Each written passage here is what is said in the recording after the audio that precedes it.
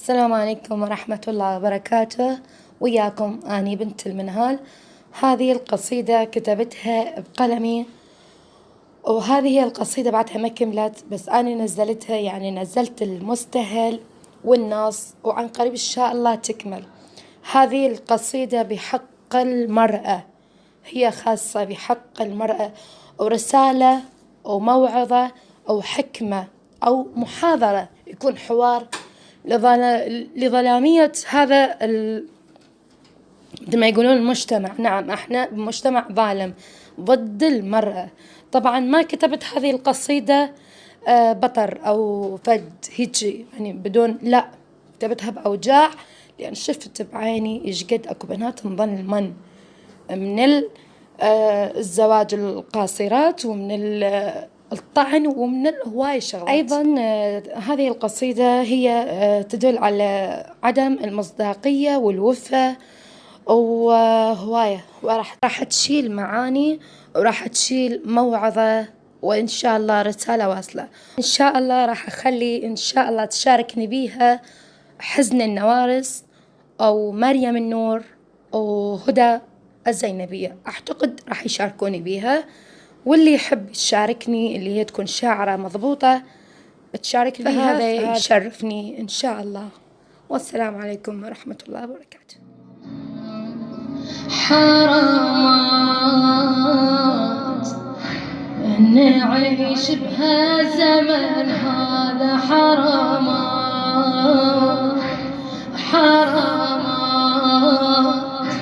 نعيش بهالزمن هذا، حرامات الوفا مات لما راح عباس، الوفا مات حرامات نعيش بهالزمن هذا، حرامات الوفا مات لما الموت بفاض، الوفا مات الصديق ماكو بعد، وين أهلي الوعد، الصديق ماكو بعد، وين أهلي الوعد، على وجهنا الحزن خلى علامات،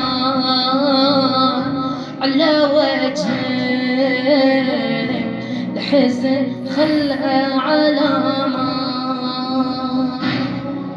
غير الحزن ما منهم رجيه، لو عاتوا مصايبهم علي، اكو عالم ولا تعرف خطيه، حطوا قورهم قور البنيه، حطوا قورهم قور البنيه، هذا الظلم بنته لكن ظلم مرته، واحد يطرد امه، واحد يضرب اخته، واحد يضرب امه، واحد يطرد اخته، زلمة تقول هذا علي حرامات، حرامات زلمة تقول هذا علي حرامات، حرامات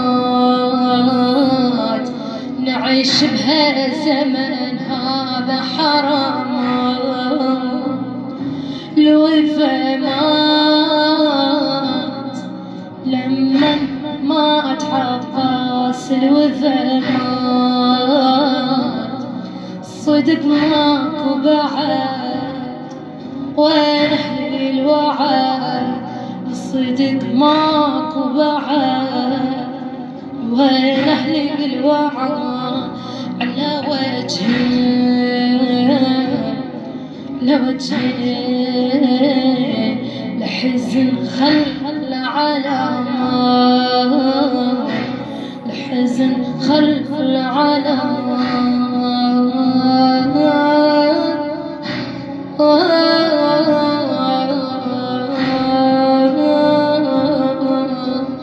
آه